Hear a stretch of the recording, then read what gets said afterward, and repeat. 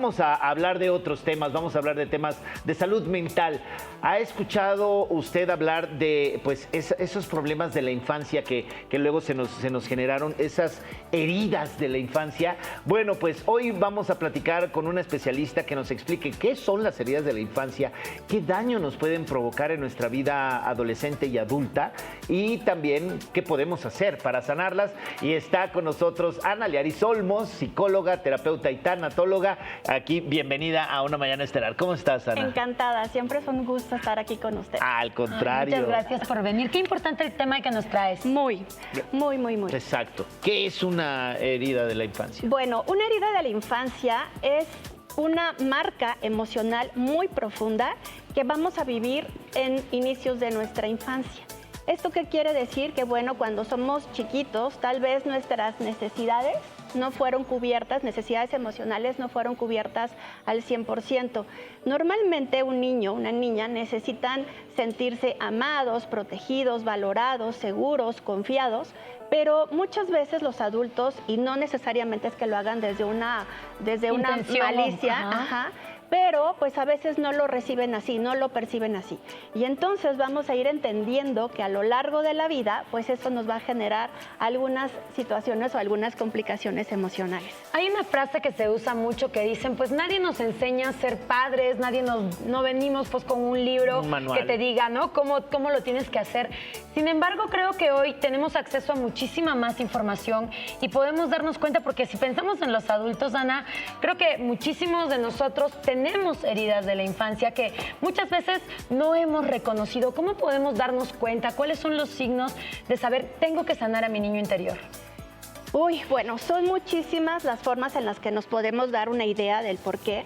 De entrada, imagínense ustedes que en sus relaciones normales del día a día, ustedes empiezan a topar con personas a lo mejor que son celosas o que son conflictivas, son complicadas, que son que dependientes, exacto. Y entonces uno a veces los pudiera clasificar como ¡ay, qué tóxico! Pero la realidad es que hay que entender que nuestro niño interior a veces no está sanado. A veces, como bien dijiste, los padres, nuestros cuidadores primarios, no es que lo hayan hecho desde un sentido de malicia. Muchas veces también fueron educados pues desde sus propias carencias, ¿sí? Claro. Entonces, bueno, aquí la pregunta sería, ¿cómo identificarlas?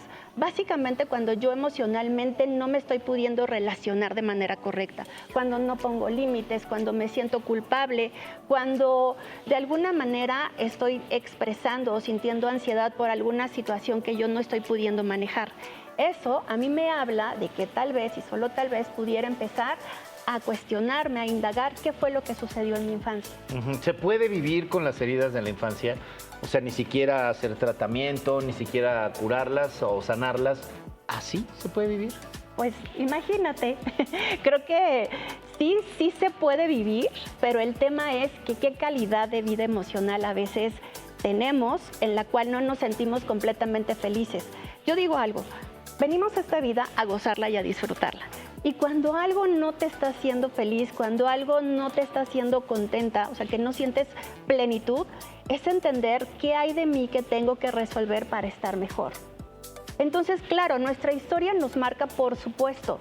Tenemos muchas situaciones, muchas vivencias, pero eso no significa que ya me tenga que quedar con esa historia sí o sí. Tengo que buscar, por eso la salud mental, bueno, es tan importante que siempre tengamos claridad de que hay algo siempre a resolver.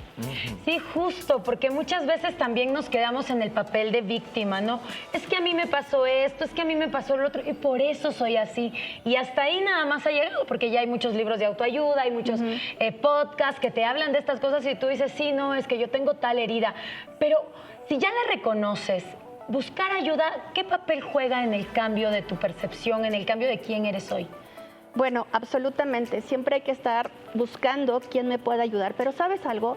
A veces uno no es que tenga que buscar necesariamente a un psicólogo. Claro, es necesidad primaria, claro, un psicólogo. Pero, ¿qué hago? Bueno, de entrada darme cuenta que hay algo en mí que no me está haciendo sentir bien. 2, ser compasiva.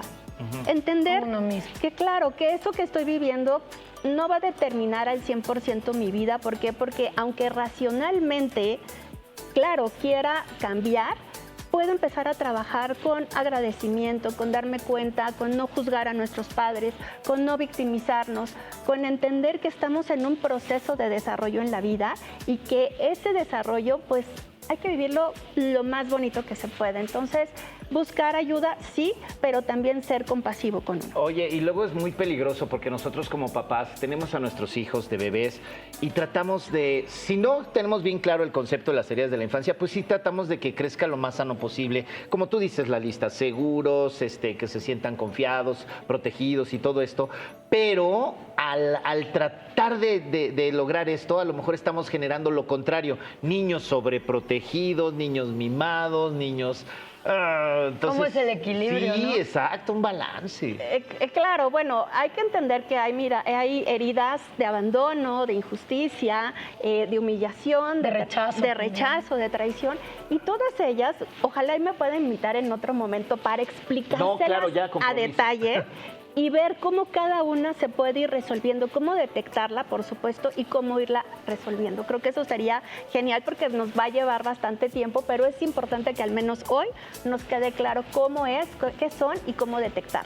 La generación de adultos de hoy, por ejemplo, si nos ponemos a pensar, muchos tenemos heridas de apego, ¿no?